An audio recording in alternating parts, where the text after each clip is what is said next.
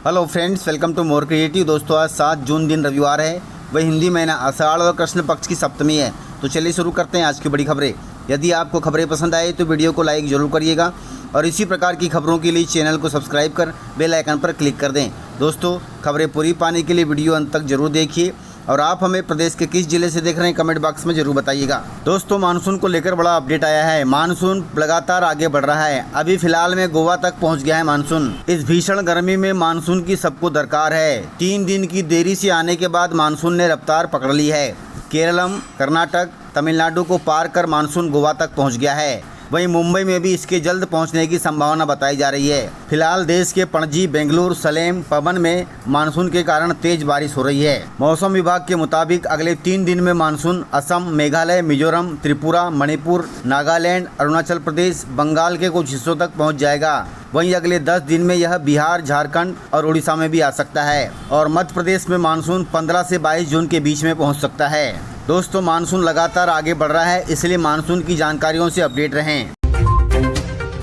दोस्तों, क्रिकेट प्रेमियों के लिए बड़ी खबर है। टीम इंडिया से सूर्य कुमार यादव की हो गई विदाई। गाइस, शनिवार 6 जून को बीसीसीआई के मुंबई मुख्यालय में चयन समिति की बैठक हुई थी। इस बैठक में Ireland T20 series, England T20 series और एशियन गेम्स यानी तीनों के लिए टीमें चुनी गई। इसमें बड़ा फैसला यह रहा कि श्रेयस अय्यर को T20 टीम का नया कप्तान बनाया गया है। वहीं तिलक वर्मा को उप कप्तान की जिम्मेदारी दी गई है और सूर्य कुमार यादव को टीम से बाहर कर दिया गया है। आपको मालूम होगा कि सूर्य कुमार यादव की कप्तानी में भारत ने मार्च 2026 में T20 विश्व कप का सफलतापूर्वक बचाव किया था। यह उनकी कप्तानी में लगातार दूसरा विश्व खिताब था। इसके बावजूद भी उनकी लगातार खराब बल्लेबाजी फॉर्म के चलते बीसीसीआई की अपेक्स काउंसिल ने उन्हें टीम इंडिया से बाहर करने का फैसला किया है। इस पूरे फैसले में सबसे रोमांचक खबर वैभव सूर्यवंशी को लेकर रही है। उन्हें तीनों टीमों में जगह दी गई है, यानी आयरलैंड T20, इंग्लैंड T20 और एशियन गेम्स, अर्थात इन तीनों में उन्हें जगह मिली है। युवा बल्लेबाज के लिए यह किसी सपने के सच होने जैसा है। दोस्तों, इस खेल में सूर्य कुमार यादव के बाहर होने से उनके फैंसों को काफ़ी नाराज़गी होगी। गाइस, मध्य प्रदेश सिविल सेवा भर्ती में 2 से ज़्यादा बच्चे होने पर दंपत्ति को सरकारी नौकरी नहीं मिलेगी। यानी सरकार का पुराना नियम सिविल सेवा भर्ती में अभी भी लागू है। दोस्तों, मध्य प्रदेश सरकार अपने सिविल सेवा नियमों में बड़ा बदलाव करने की तैयारी में है। सामान्य प्रशासन विभाग ने मध्य प्रदेश सिविल सेवा नियम 2026 का नया मसौदा जारी कर दिया है। इस ड्राफ्ट में सबसे चर्चित बात यह है कि 2 से अधिक बच्चों पर सरकारी नौकरी की पाबंदी को हटाया नहीं गया है। यह नियम मूल रूप से 2001 में तत्कालीन दिग्विजय सिंह सरकार ने लागू किया था। पिछले साल खुद GAD ने इस पाबंदी को हटाने का प्रस्ताव बनाया था। साथ ही मुख्यमंत्री मोहन यादव की सैद्धांतिक सहमति भी मिल गई थी। वहीं नए ड्राफ्ट में सरकार उस फैसले से पलट गई है, अर्थात सिविल सेवा की भर्ती में 2 बच्चों से ज़्यादा होने पर दंपत्तियों को सरकारी नौकरी नहीं मिलेगी। बाकी भर्तियों में बाकी विभाग में इस प्रावधान को हटा दिया गया है, अर्थात 2 से ज़्यादा बच्चे होने पर भी आप सरकारी नौकरी में बने रह सकते हैं।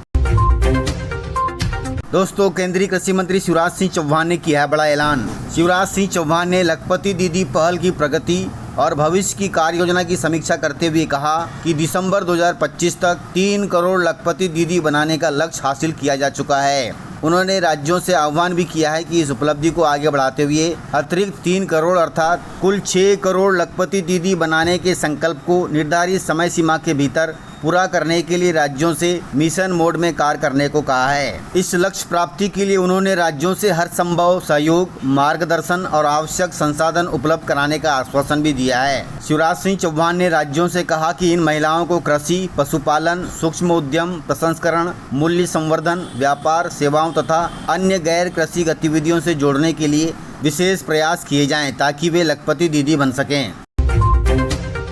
गाइस, इथेनॉल युक्त पेट्रोल को लेकर पेट्रोलियम मंत्री ने बड़ा ऐलान किया है। पेट्रोल के बढ़ते खर्च से हम सभी परेशान रहते हैं, तो आने वाले समय में राहत मिल सकती है। सरकार अब ऐसे फ्यूल पर बड़ा दाव लगाने जा रही है जो पेट्रोल से काफ़ी सस्ता होगा और देश में पहले से मौजूद इथेनॉल उत्पादन को भी बढ़ावा देगा। बात हो रही है पेट्रोल में 85% इथेनॉल मिलाने की, जिसमें 85% तक इथेनॉल मिलाया जाता है उसे E85 पेट्रोल कहा जाता है। सरकार इसकी कीमत कम रखने और देश भर में फ्यूल स्टेशन बढ़ाने तथा फ्लेक्स फ्यूल वाहनों को बढ़ावा देने की तैयारी में जुटी है, ताकि देशवासियों को कम दाम में अच्छा और सस्ता इथेनॉल युक्त पेट्रोल मिल सके। इसके लिए बड़े जोर शोर से तैयारी की जा रही है। साल 2027 में यह देश के हर पेट्रोल पंप पर उपलब्ध हो जाएगा।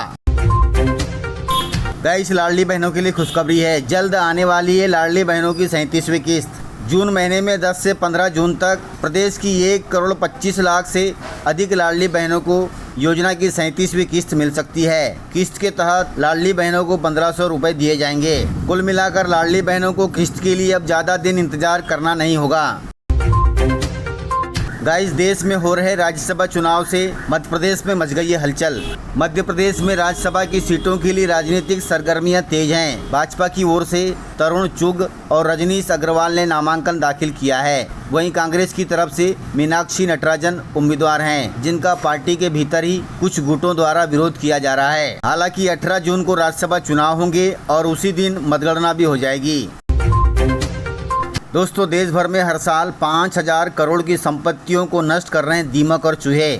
जानकारी के अनुसार मच्छर, चूहे, काकरोच, खटमल और दीमक अब केवल घरेलू परेशानी नहीं बल्कि जन स्वास्थ्य, खाद्य सुरक्षा और करोड़ों की संपत्ति के लिए गंभीर खतरा बनते जा रहे हैं। वहीं WHO के अनुसार वेक्टर जनित रोगों से हर साल लगभग 7 लाख से अधिक मौतें हो जा रही हैं। आपको बता दें कि भारत में दीमक और चूहों के कारण हर साल करीब 5,000 करोड़ रुपए की संपत्तियों का नुकसान हो रहा है। इन्हीं खतरों के प्रति लोगों को जागरूक करने के उद्देश्य से 6 जून विश्व कीट दिवस से जागरूकता अभियान चलाया जाएगा। इसके लिए स्कूलों में जागरूकता सत्र आयोजित होंगे। निःशुल्क परीक्षण और वेक्टर जनित बीमारियों से बचाव की जानकारी दी जाएगी, जो कि बहुत अच्छी बात है।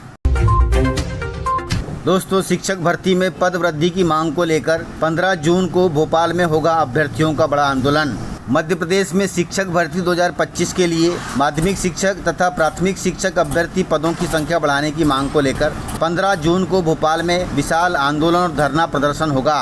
अभ्यर्थियों ने बताया कि प्रदेश से हजारों युवा इस आंदोलन में शामिल होने के लिए भोपाल पहुंच रहे हैं। अभ्यर्थियों का कहना है कि दोनों भर्तियों में घोषित पदों की संख्या बहुत ही कम है, जिसके कारण बड़ी मात्रा में पात्र और योग्य उम्मीदवार चयन से वंचित रह गए हैं। इस मांग को लेकर अभ्यर्थी पिछले कई महीनों से लगातार आंदोलन भी कर रहे हैं। बावजूद इसके सरकार ध्यान नहीं दे रही है। वहीं उनका कहना है कि प्रदेश में शिक्षकों के हजारों पद रिक्त हैं। विधानसभा में प्रस्तुत आंकड़ों के अनुसार स्कूल शिक्षा विभाग में लगभग 1,15,000 शिक्षक पद खाली हैं, जबकि अनेक विद्यालय 1 या 2 शिक्षकों के भरोसे चल रहे हैं। इसके बावजूद भी पर्याप्त संख्या में भर्ती नहीं की जा रही है। वहीं अब प्रदर्शनकारियों की मांग है कि माध्यमिक शिक्षक भर्ती में न्यूनतम 10,000 पदों की वृद्धि हो। इसके अलावा प्राथमिक शिक्षक भर्ती में पदों की संख्या 25,000 हो। इसके अलावा विशेष शिक्षक पदों के लिए अलग से भर्ती प्रक्रिया शुरू हो। अभ्यर्थियों ने चेतावनी दी है कि यदि शीघ्र सकारात्मक फैसला नहीं लिया गया तो 15 जून को आंदोलन व्यापक तथा अनिश्चितकालीन रूप ले सकता है। अब सरकार को इस पर संज्ञान लेना होगा ताकि अभ्यर्थियों की मांगे पूरी हो सकें। दोस्तों, इस प्रकार से खबरें थी। यदि आपको खबरें पसंद आई हो तो वीडियो को लाइक, शेयर एंड सब्सक्राइब जरूर करें।